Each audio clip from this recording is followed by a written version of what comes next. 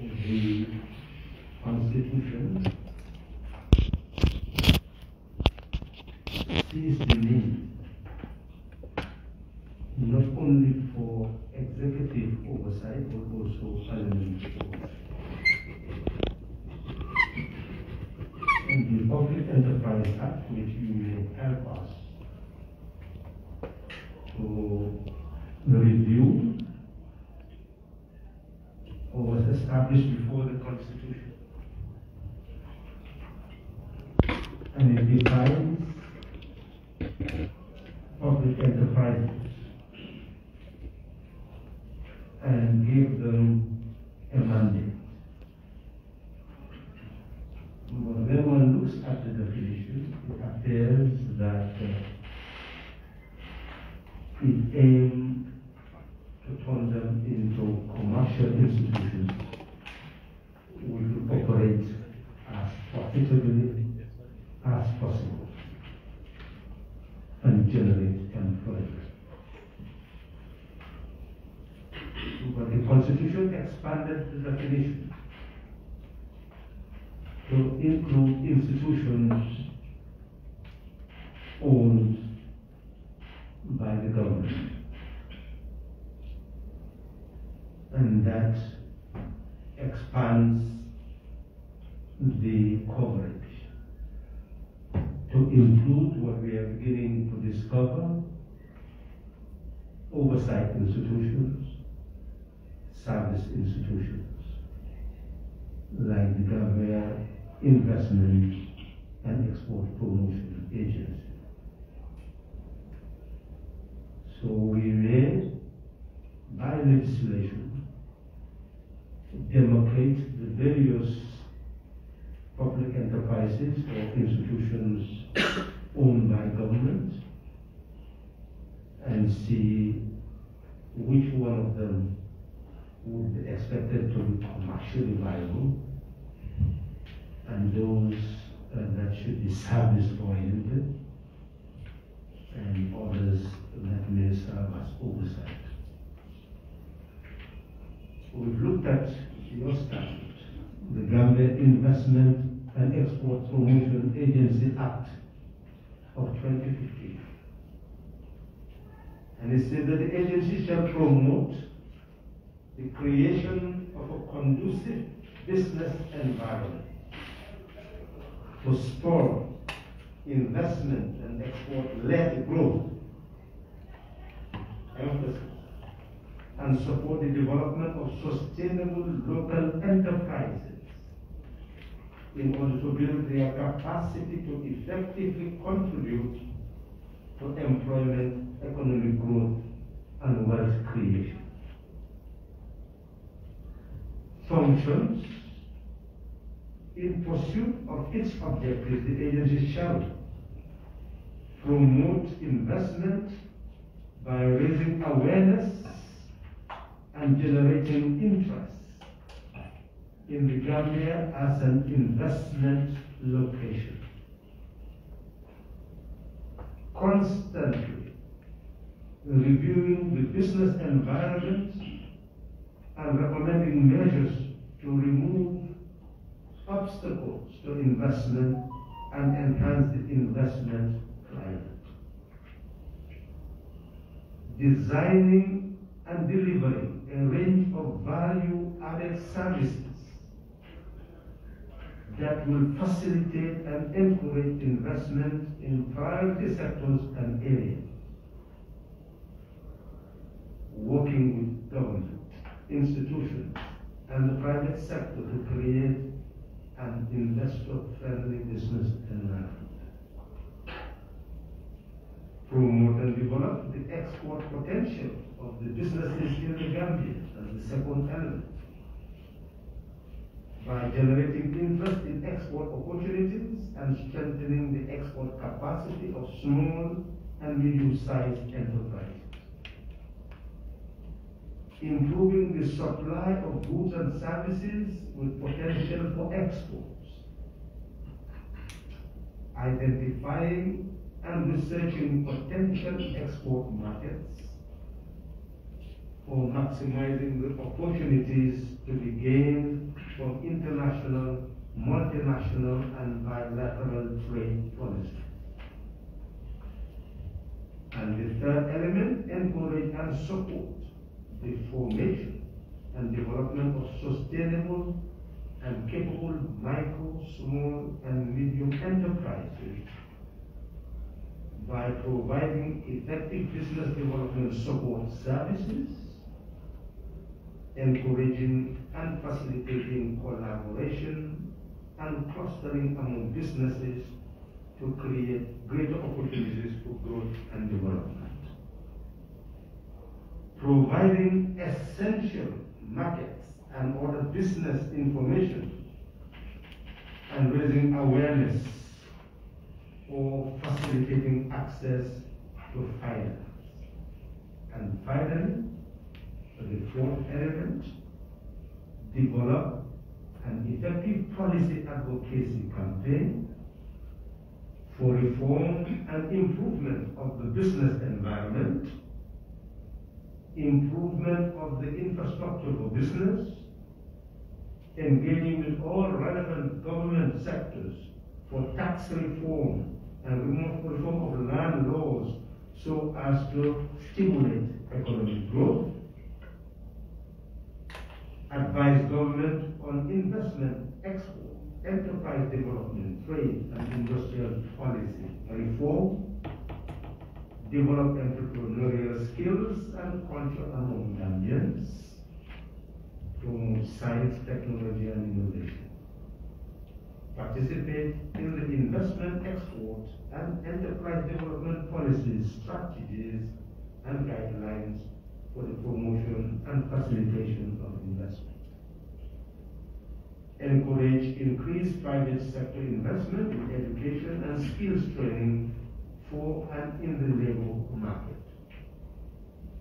Undertake periodic reviews of the business environment and submit reports to the minister and the board.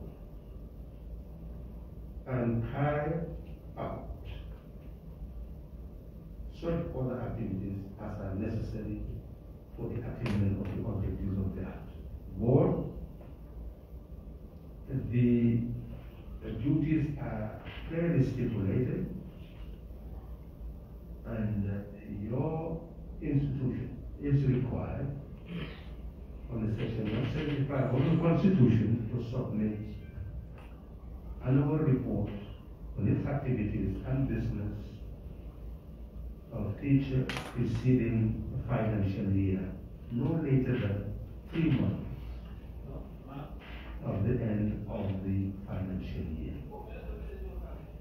This is what is stipulated by law and only waived by virtue of the fact that we inherited that law stretching all the way to 2015 with the submission of activity report and financial statement of public enterprises, leading us to utilize powers to extend the period for the submission of the reports. But now that we are coming to the end of the final legislative year for this assembly, we are duty bound to submit consolidated report from 2015 to 2019, and we would be calling on, I hate to use the word urging, but calling on the enterprises to submit their 2020 report, at least latest by the end of February, so that we would be able to look into those reports in March, fast track them, as it were, so that we'll be able to catch up with the backlog and present to the next Parliament at least a template that they can rely on to sustain the early presentation of reports by public enterprises. That is very important, and we must remind all enterprises that the committee position to make recommendations that will be advanced. We've avoided it, but the powers are there to even reprimand some of the enterprises, because it is the National Assembly that allocates your resources. And without public accountability, it is difficult to justify the allocation of public resources. So we hope that we do not take that trajectory, and we do not leave a template that will leave others to take that trajectory, because there are some institutions that are still vital if they are properly utilized as dictated by statute to facilitate the development of the country. And 𝐞𝐬𝐫 is indeed one of them. So before putting the question, I must say that as we look at your activity report, we are going to look at it in tandem with what your mandates are.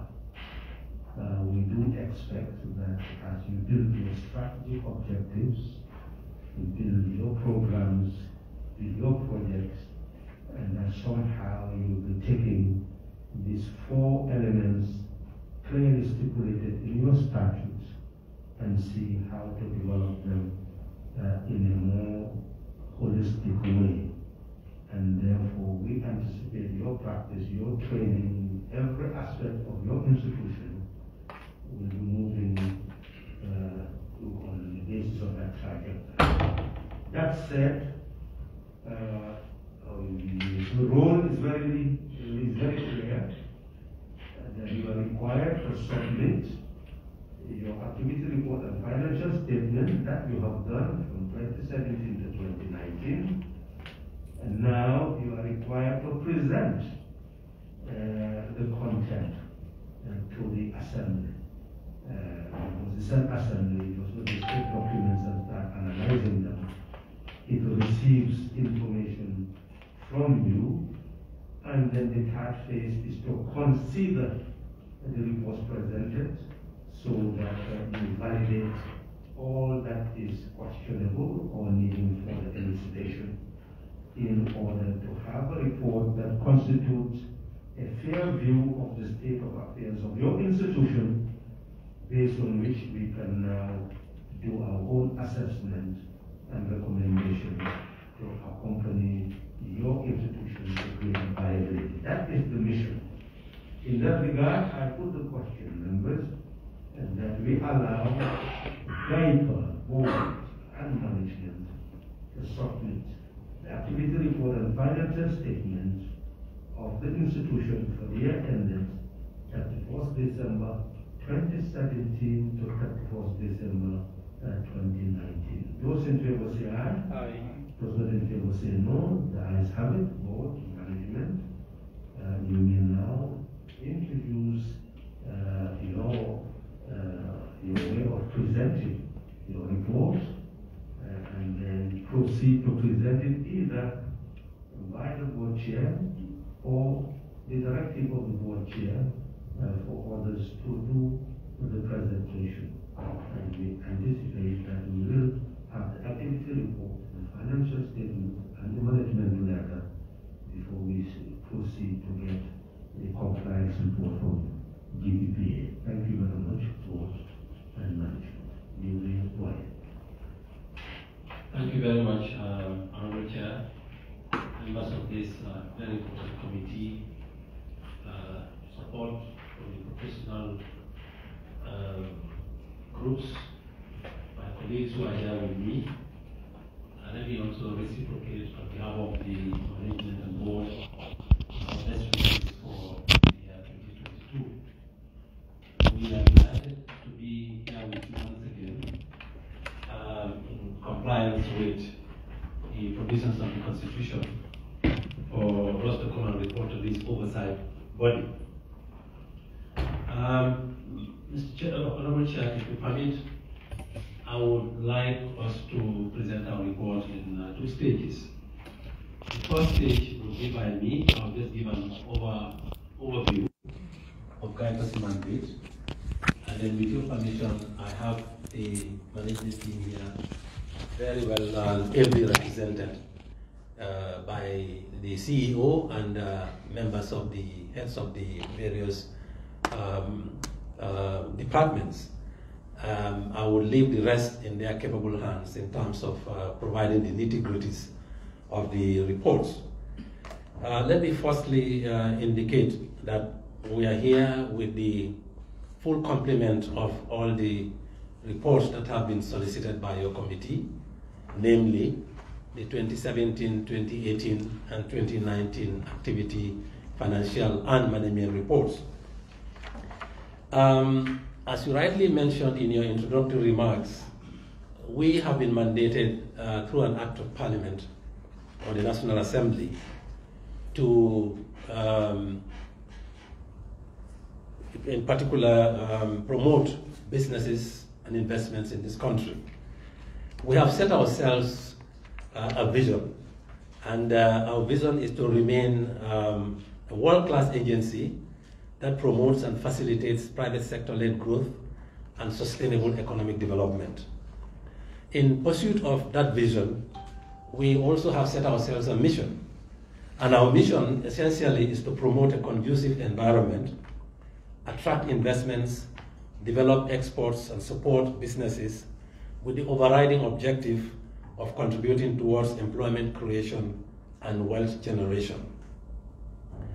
We therefore, in pursuit of the mission, we pride ourselves in partnering with businesses, bridging gaps, and creating opportunities.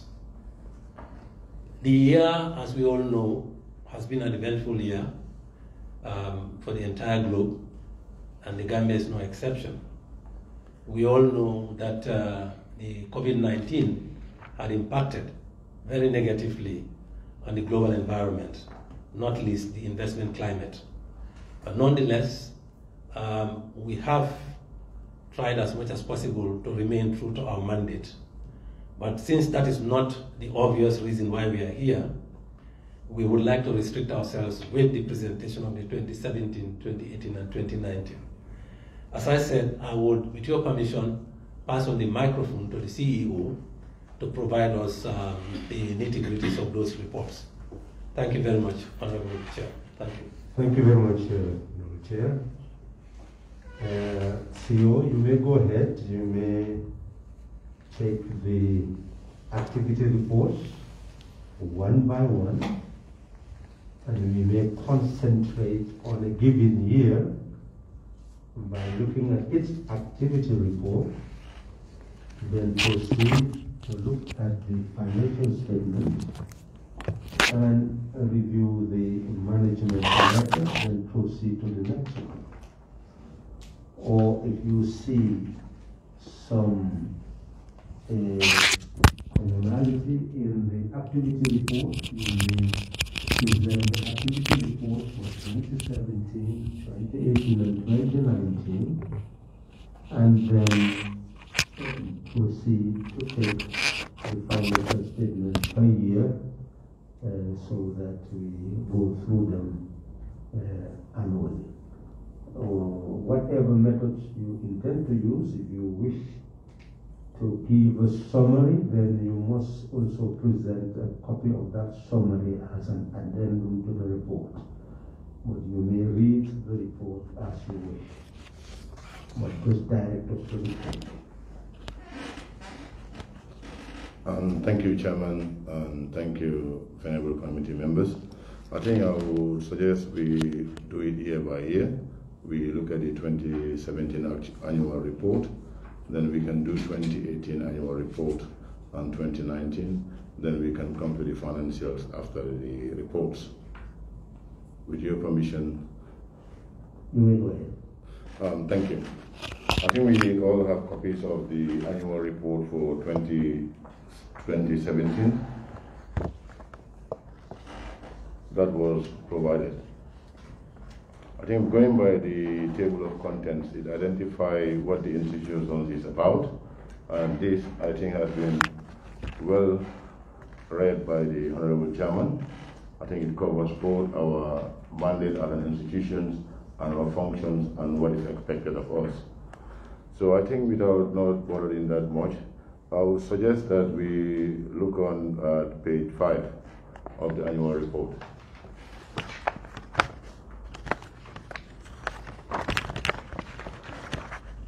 What page 5 has identified, again, the vision and the mission has been stated by my board chairman earlier.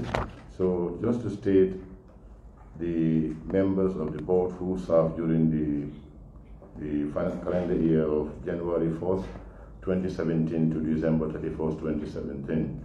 And those are the officers, the chairman and the vice chairperson, as well as the ex-officio members that served during that period.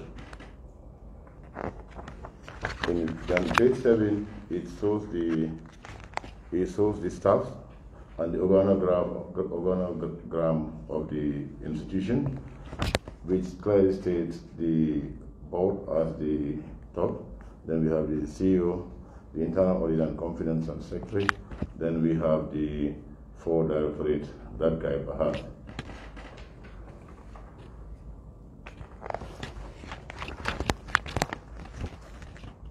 Now, if we look at page 9, basically it outlines the key functions of 𝐏𝐫𝐞 that has been extracted from the Act and converted into directorates.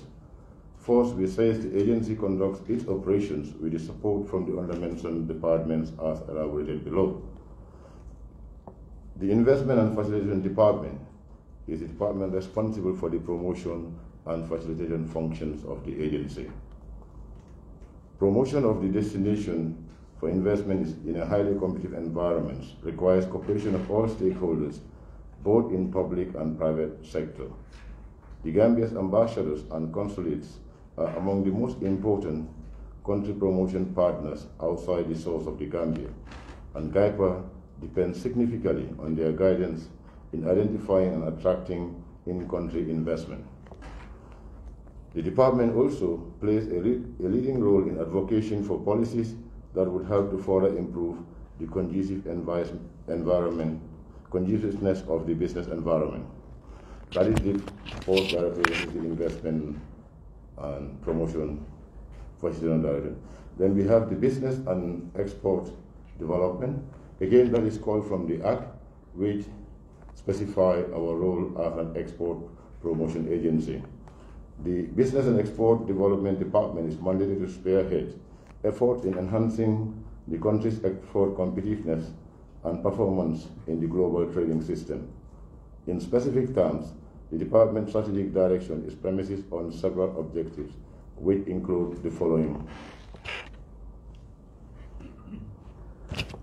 Development of businesses and their products to become export ready, development of export markets for Gambian products and services, facilitate the development and expansion of the supply base and to develop markets for non-traditional exports from the Gambia, provide relevant trade information so as to enhance the competitiveness of Gambian exporters, development of programs and activities for institutional capacity building of the exporter community in order to meet the challenges of the global market, development and coordination of the national export agenda through the harmonization of export-related activities by private and public sector agencies and other development partners.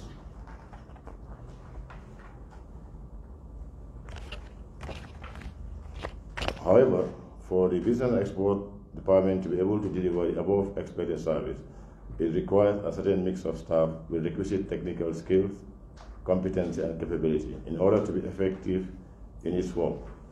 This set of competencies, capabilities includes coaching, business management, productivity improvement, talent development, networking, negotiations, product development, value chain optimization, new business development, lobbying, advocacy, training delivery, trade intelligence, market research and analysis, marketing, export promotion, skill facilitation in B2B, linkages, and professional writing and research modelization. So the year 2016 saw the coming of new directors of corporate service in the beginning of the third quarter, which was spearheaded by the new directors during the third quarter as characterized by internal reflection, capacity assessment, and service delivery assessment. So we have an organogram that outlines the key functions for what is expected of the Directorate, again called and linked to the 𝐫𝐈 Act of 2015. The last Directorate that we have, which is the Enterprise Support Department, is charged with the responsibility of supporting business growth, create startups. Page 11. Your internal process and service delivery streamlining. That's a process, huh? Yeah, that's just a process. Now that's moving to the department. Yes, I'm moving to the final Directorate, which is. As you move, right? Yes, sir. It was allowed. Okay. I think on page 11 on the top, that's where it says enterprise support. Go ahead. This is the Directorate that is charged with the responsibility of supporting business growth, create startup, and provide business development support to micro, small, medium-sized enterprises to build up and develop a vibrant MSME sector. The agency's quest for developing a vibrant MSME sector in the economy was further enhanced through the actualization and implementation of the Emprotech Gambia project, that is EGP, anchored at 𝐫𝐈 and implemented by the Enterprise Support Directorate. This project is a 3-year entrepreneurship capacity building program co-funded by the government of the Gambia and the UNDP. The 2017 activities of the Directorate, to a great extent of the year, concentrated on the implementation of the Emprotech project. Now we have the final Directorate, which is the corporate service, which embodies the finance, admin, procurement, and IT functions of the agency. The strategic objective of the Directorate is to better manage the limited resources available within the agency by effectively and efficiently utilizing existing structures and mechanisms to address the needs of human resource-related issues, financial management and reporting, procurement of goods and services, and the delivery of IP solutions to staff and teams in pursuance of the agency's target. We now want to report on the same page on the movement of staff during the year.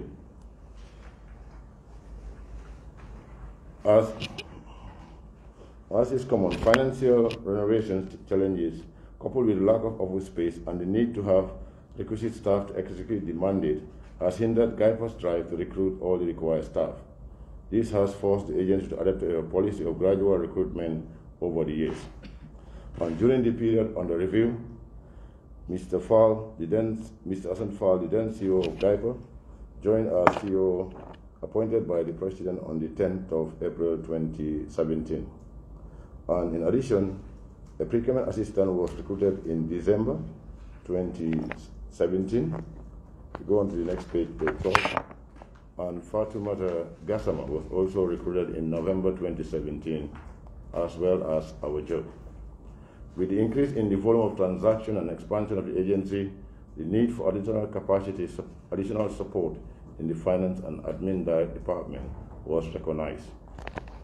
Now on page 12, we look at the capacity building.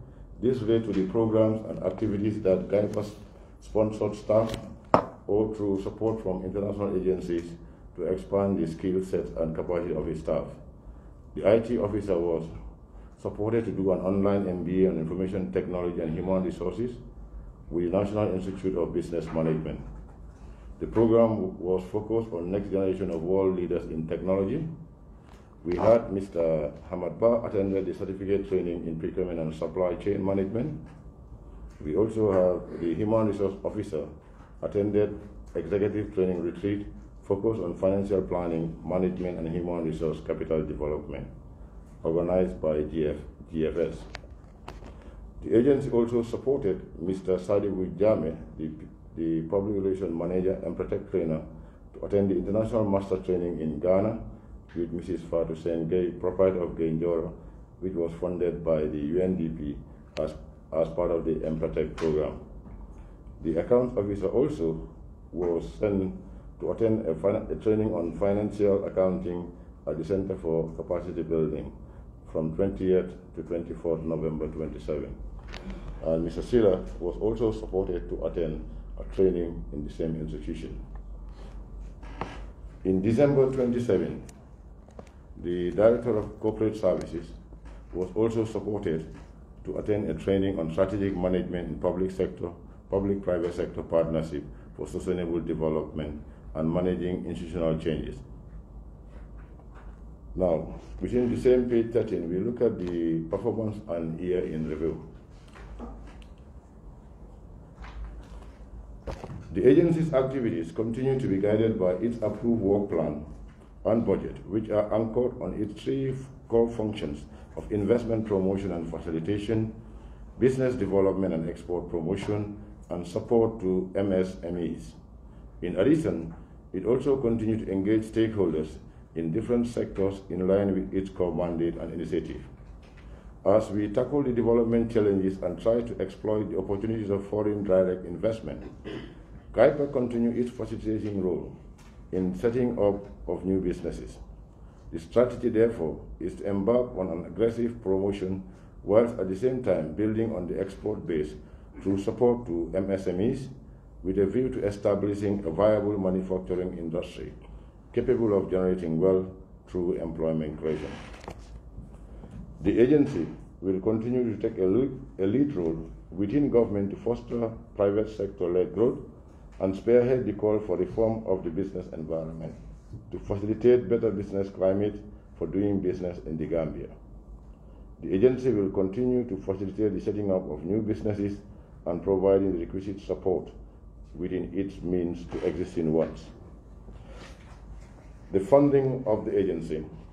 During the 2017 or the year under review, the total income received by 𝐏𝐫𝐞 from its operating activities accounted to 27.7 million, of which 74% represent funding from the government through subvention and 22% from projects, which is the donor partners or international agencies that support 𝐏𝐫𝐞 in carrying out its mandate.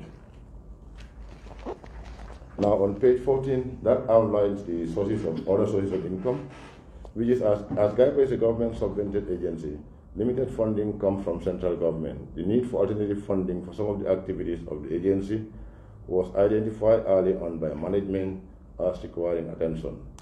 During the period under review, the agency received significant technical and financial support from the following sources. GCAV project, under the Ministry of Agriculture at Central Project Coordinating Unit provided 811,000 in support of the implementation of the International Agriculture Investment Forum held in the Gambia in the months of May from 9 to the 10th at the Senegambia Hotel.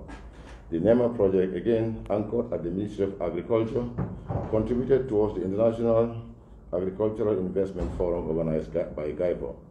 The contribution funded the air ticket and hotel accommodation for some identified potential investors within the region and beyond to share their experience with local businesses and deepen linkage. Then we had the Youth Empowerment Project, which provided 14% of the total income generated by 𝐏𝐫𝐞 during the year under review, and the funding was mainly to conduct capacity building for youth and women. We look at operational review on the page 15 as well. The agency has registered significant progress in implementing its work plan activities during the year under review. Although some programs are not implemented due to budgetary constraints, it has also maintained a good working relationship with clients and partners and doing its best to cope with the demands and expectations of all stakeholders. Key successes registered during the year under review included the implementation of the Protect project under the Enterprise Support Directorate through the support of the Gambia government and the UNDP. Now in the next items talks about the activities undertaken by the Investment Directorate, which is responsible for FDIs as well as the Domestic Direct Investment DDI, promoting the Gambia as a destination for investment in a hugely competitive investment environment. The Directorate seeks the cooperation of all stakeholders, both in the private and public sector. The department through the government plays a crucial role in making the business environment conducive. The Gambia overseas ambassadors and consuls are among the most important country promotion experts outside the source of the Gambia, and GAIPA depends significantly on their guidance in identifying and attracting investment into the country. Now, if you look at on page 16, it lists the inward investments that were facilitated in country. The department facilitated 9 inward investments from 8 countries, including Italy, Senegal, South Africa, United Kingdom, Ivory Coast, France, Guinea-Conakry, and Nigeria. And the mission comprised of 9 companies in different sectors, including agriculture, agribusiness, infrastructure, energy, tourism, health, environment, and light manufacturing. Meetings were held with respective public and private sectors. Important leads were also established. And the table shows the companies and the country of origin as well as the sectors.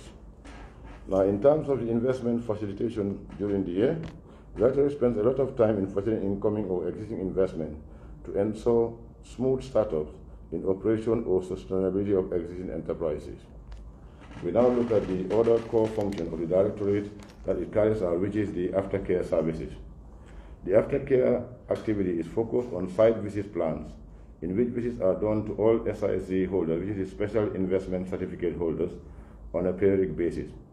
Visits are also undertaken to plan investment, where GAIPA can provide guidance towards smooth takeoff. Site visits are carried out together with other stakeholders, such as the Gambia Revenue Authority. Investors are visited at least twice a year to discuss the following: investment level of actual investment services against submitted investment plan, investors' progress on investment plan, i.e. expansion plans, general problem affecting hindrance to their process flow, possible challenges in terms of access to approved investment incentives, and any other possible constraints.